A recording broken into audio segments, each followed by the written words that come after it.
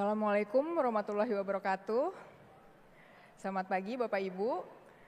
Ketemu lagi dengan saya di sini dengan Ayu. Masih semangat ya? Silakan sambil menyantap kopi paginya. Izinkan saya akan melakukan pemaparan terkait dengan procurement proses yang ada di PT Transportasi Gas Indonesia. Next slide. Oke.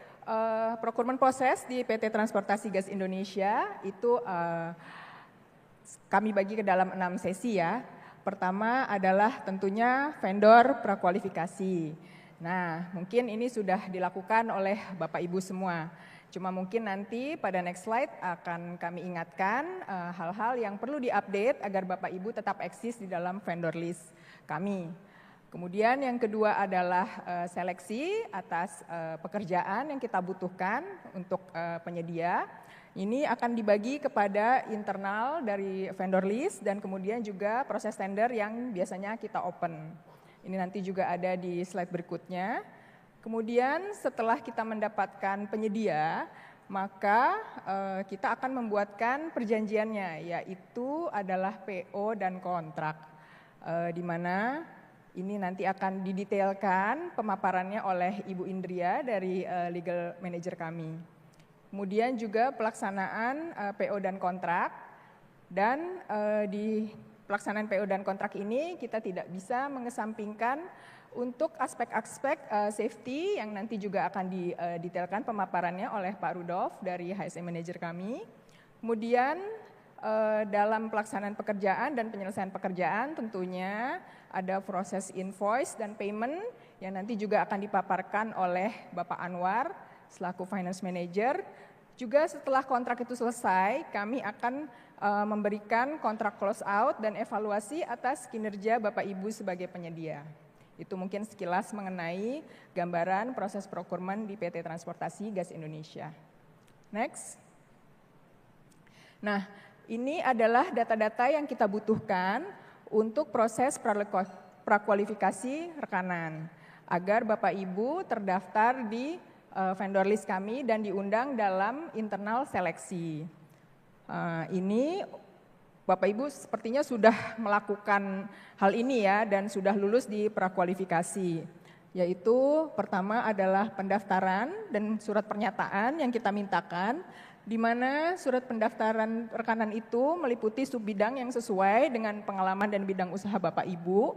Kemudian ada surat-surat pernyataan yang kita butuhkan, diantaranya adalah untuk mengikuti tata cara pembayaran di TGI, kemudian mengikuti aturan keselamatan, kemudian tidak dalam pengawasan pengadilan dan tidak bangkrut, serta adanya formulir uji kelayakan bisnis yang ditandatangani oleh manajemen Bapak Ibu sekalian. Kemudian yang kedua adalah informasi perusahaan Bapak Ibu yang kami butuhkan, yaitu data administrasi mengenai susunan kepengurusan pemilikan perusahaan Bapak Ibu semua. Kemudian daftar pengalaman Bapak Ibu dan data tenaga ahli yang Bapak Ibu miliki. Misalnya tenaga ahli jasa konstruksi, konsultan, dan lain sebagainya. Kemudian ada kalanya untuk bidang-bidang tertentu kami memintakan daftar peralatan yang Bapak Ibu miliki. Oke, selanjutnya ini yang tidak kalah penting yang kita butuhkan dalam proses PQ, dan harapan kami adalah senantiasa Bapak Ibu mengupdatekan dokumen ini apabila masa berlakunya sudah habis. Di antaranya adalah terkait dengan legalitas, akta, kemudian nomor induk berusaha dan izin usaha lainnya yang terkait. Kemudian juga sertifikat anggotaan asosiasi, surat dukungan pabrikan, distributor tunggal, dan lain sebagainya.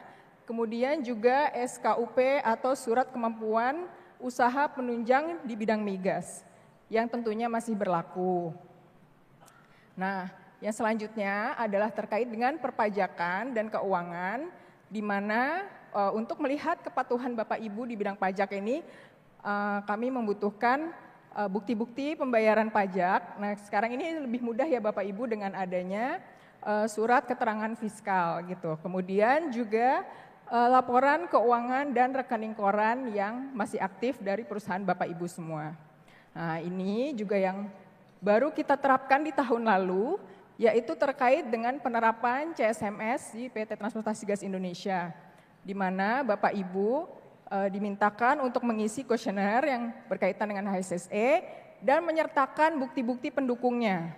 Kemudian, apabila Bapak Ibu telah memiliki sertifikat CSMS dari Pertamina Persero atau perusahaan gas negara atau SKK Megas yang masih berlaku, itu dapat kami terima.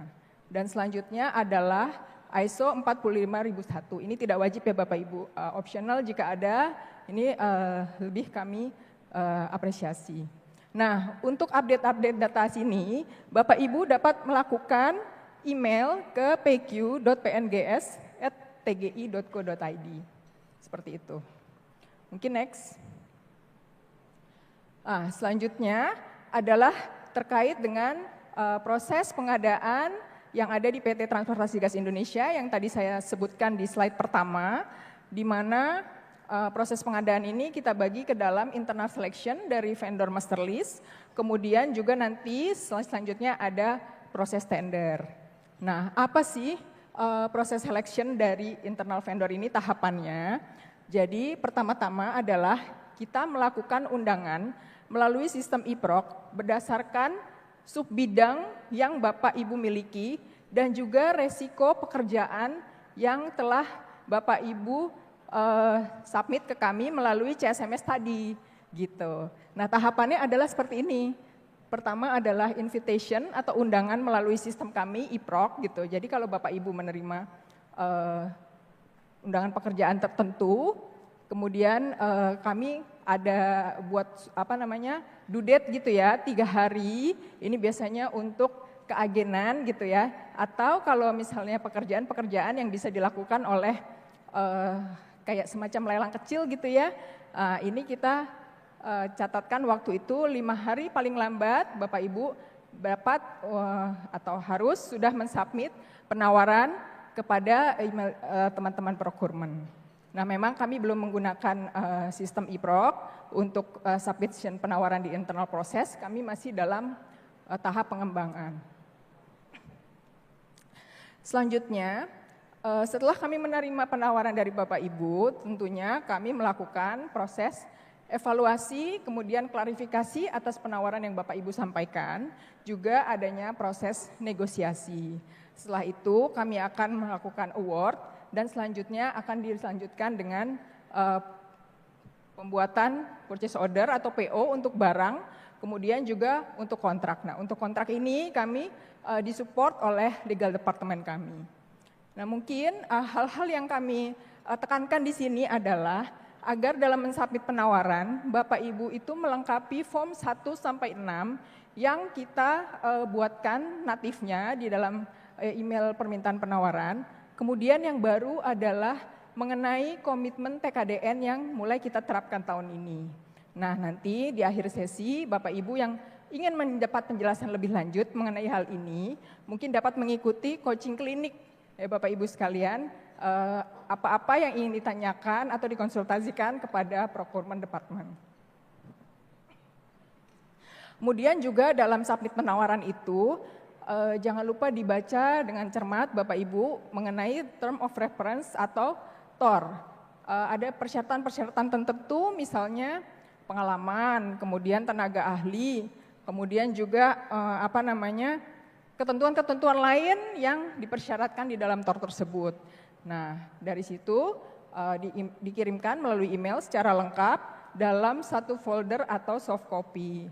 Seperti itu. Jadi kita sudah tidak menerima penawaran dalam bentuk hard copy, kecuali apabila Bapak Ibu ditunjuk sebagai pemenang nantinya, kami akan memintakan penawaran asli Bapak Ibu untuk dikirimkan kepada kami. Sekaligus menginformasikan bahwa sistem evaluasi untuk internal selection ini adalah hanya fail dan pass, jadi tidak ada scoring. Oke, ini untuk internal selection. Selanjutnya akan saya lanjutkan dengan tender, di mana di tender ini kita membuka pekerjaan ini, pengumumannya atau iklannya untuk submit penawaran itu secara terbuka biasanya, melalui e-proc, melalui TGI Web, Sekarang kami menggunakan tenderindonesia.com juga dan LinkedIn serta nasional dan lokal media di tiap-tiap wilayah operasional TGI, seperti itu Bapak Ibu ya. Jadi kami berusaha untuk mendapatkan penawaran seluas mungkin. Kemudian untuk tahapannya adalah pertama-tama kalau Bapak Ibu berminat dan sesuai dengan subbidang Bapak Ibu, maka Bapak Ibu dapat melakukan registrasi kepada personel kami gitu. Nanti lebih detail ada pengumumannya disampaikan di dalam pengumuman tender tersebut. Kemudian itu biasanya dalam 3 hari kerja. Kemudian kami akan mengirimkan dokumen tender ya Bapak Ibu, ini tidak dibungut biaya dalam 3 hari kerja. Kemudian untuk site visit dan pre-bid meeting, kemudian juga selanjutnya adalah submission penawaran. Ini kami tetapkan secara prosedur kami adalah paling lambat 7 hari kerja, penawaran harus sudah kami terima. Jadi penawaran yang disubmit di luar waktu tersebut tidak dapat kami terima. Dan ini adalah sifatnya juga soft copy ya Bapak Ibu. Nah, penawaran itu akan kami evaluasi. Jadi evaluasi di dalam tender ini dibagi ke dalam 2 phase, yaitu phase 1 dan yang berisi adalah evaluasi mandatori, administrasi, dan technical gitu. Jadi sebenarnya kalau evaluasi mandatori ini hampir-hampir mirip dengan prakualifikasi gitu ya, karena memang pesertanya ini kami buka, bukan hanya dari vendor list, maka kami ulanglah proses ini gitu, memastikan dokumen-dokumen Bapak Ibu itu kami cek sekali lagi validitasnya. Nah, untuk risk level sendiri seperti telah kami sampaikan, itu selalu kami cocokkan dengan requirement pekerjaan yang kami butuhkan. Misalnya, risiko pekerjaan yang kami butuhkan itu tinggi, maka kualifikasi perusahaan Bapak Ibu itu harus memenuhi risiko tinggi. Nanti mungkin setelah ini akan kami singgung sedikit untuk proses CSMS di dalam proses pengadaan di TGI, seperti itu Bapak Ibu. Nah, sekali lagi yang ingin kami tekankan di sini agar persyaratan-persyaratan dalam mandatori, administrasi dan technical itu dibaca gitu ya dengan cermat, kemudian dilampirkan di dalam penawaran gitu. Misalnya apa sih? Kadang-kadang yang kita minta pengalaman tertentu gitu, yang mensyaratkan kualifikasi tertentu. Nah, itu dilampirkan. Kemudian juga HSE plan, financial statement yang sudah diaudit biasanya. Kemudian disubmit ke dalam 2 folder, di mana folder pertama tadi berisi dengan persyaratan mandatori, administrasi dan technical. Dan untuk folder 2-nya Bapak Ibu itu berisi harga. Jadi jangan dicampur ya Bapak Ibu ya. Gitu. Kemudian ini juga tadi sudah disampaikan secara soft copy yang bisa di-upload di dalam drive yang telah kami sediakan di dalam waktu yang telah ditentukan. Yang itu tadi 7 hari kerja. Oke. Kemudian juga sekali lagi kami sampaikan untuk mandatori dan administrasi itu memang dapat kita klarifikasi. Namun untuk technical itu sifatnya tidak bisa diklarifikasi ya Bapak Ibu. Jadi seperti itu sudah kami sampaikan sebelumnya, mohon dicermati syarat-syarat yang dipersyaratkan di dalam dokumen ITB atau Instruction to Bid. Nah, setelah Bapak Ibu lulus dari evaluasi sampel 1, itu baru kita bisa buka evaluasi sampel 2-nya. Jadi kalau Bapak Ibu sudah tidak lulus sampel 1, ya kita tidak bisa melanjutkan ke dalam fase evaluasi harga, seperti itu Bapak Ibu. Apa yang kita lakukan di dalam evaluasi sampel 2?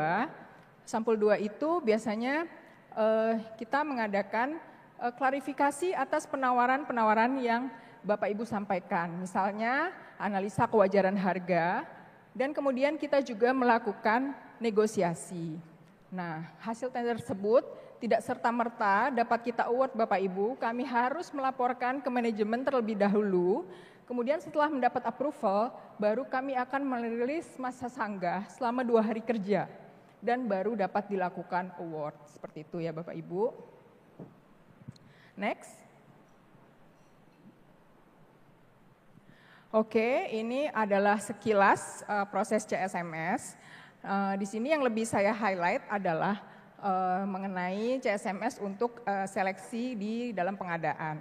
Nah, memang mungkin Bapak Ibu sudah familiar ya, karena ini sudah kita terapkan juga mulai dari tahun lalu. Dan mungkin Bapak Ibu yang sudah bekerja sama dengan parent company kita seperti Pertamina atau PGN itu dapat atau sudah memahami lah ya, sudah memiliki sertifikat dan seperti mana yang kita sampaikan tadi itu dapat kita terima. Jadi di dalam CSMS ini sekilas saya sampaikan bahwa terdiri dari fase administrasi dan fase implementasi. Nanti fase implementasi lebih lanjut akan disampaikan oleh Bapak Rudolf dari HSE. Nah, fase administrasi ini apa sih yang kita lakukan? Pertama, teman-teman pengguna kita itu melakukan assessment terhadap pekerjaan yang mereka butuhkan. Seperti itu. Kemudian dari sisi rekanannya, Bapak Ibu tadi sudah mengisi kuesioner, kemudian juga sudah melengkapi dokumen pendukungnya, kemudian kita nilai dan kita berikan sertifikat CSMS. Jadi nanti requirement pekerjaan yang kita butuhkan akan dicocokkan dengan kualifikasi CSMS yang Bapak miliki, Bapak Ibu miliki. Misalnya untuk resiko tinggi itu adalah yang scoringnya di atas 70, kemudian resiko sedang itu sampai 50.3 dan di bawahnya untuk resiko rendah. Seperti itu Bapak Ibu. Bapak Ibu bisa mencek kembali sertifikat Bapak Ibu yang Bapak Ibu miliki untuk CSMS-nya, apakah Bapak Ibu terdaftar untuk resiko tinggi, menengah, atau bahkan Bapak Ibu belum memiliki sertifikat CSMS. Nah, ini biasanya tidak kita perkenankan untuk mengikuti pekerjaan konstruksi atau sipil.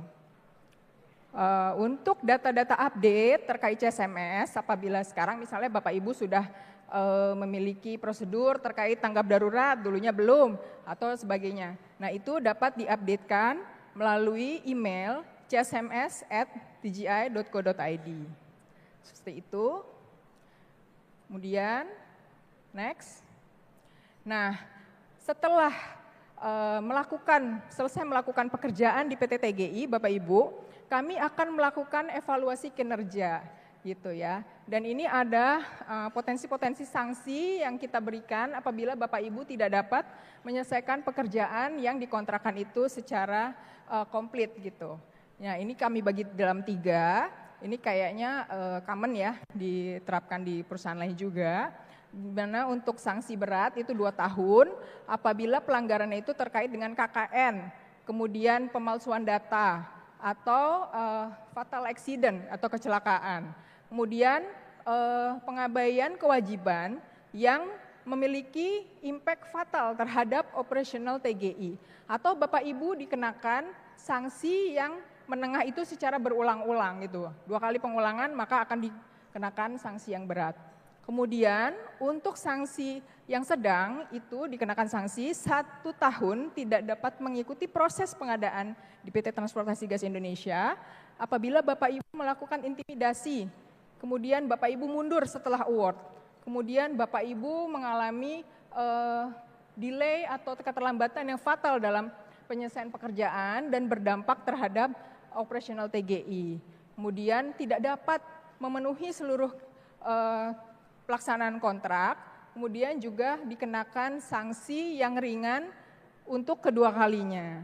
Gitu. Nah, kalau sanksi ringan itu 6 bulan tidak dapat mengikuti proses pengadaan di TGI, itu biasanya kalau Bapak Ibu mendeliver barang yang tidak cocok gitu ya, kemudian ada keterlambatan minor, kemudian ada dari penilaian kinerja Bapak Ibu dari user itu kurang baik gitu ya, secara respon, kemudian secara deliverable-nya. Nah, maka itu akan dikenakan sanksi tidak dapat mengikuti proses pengadaan 6 bulan. Seperti itu. Oke, next, kayaknya sudah habis ya. Oke, demikian pemaparan dari saya dan akan dilanjutkan oleh rekan-rekan lainnya. Terima kasih dan semoga bermanfaat untuk Bapak Ibu semua. Assalamualaikum warahmatullahi wabarakatuh. Waalaikumsalam warahmatullahi wabarakatuh. Waalaikumsalam warahmatullahi wabarakatuh. Baik, terima kasih Ibu Ayu untuk penyampaian materi terkait procurement. Jadi Bapak Ibu, materi yang akan disampaikan pada hari ini ada dari legal, kemudian dari HSE, selanjutnya Ada juga dari finance ya nanti ya. Ya benar. Tentunya setelah penyampaian materi yang sudah disampaikan, Bapak Ibu ada pertanyaan ya. Kemudian, nah itu dapat disampaikan melalui barcode yang sudah kami sediakan di meja Bapak Ibu masing-masing. Barangkali mau dicek dulu barcode yang disediakan di meja masing-masing. Nah itu jadi ada 2 barcode, ada barcode untuk pertanyaan maupun juga barcode untuk materi. Bapak Ibu bisa menyampaikan lewat barcode tersebut.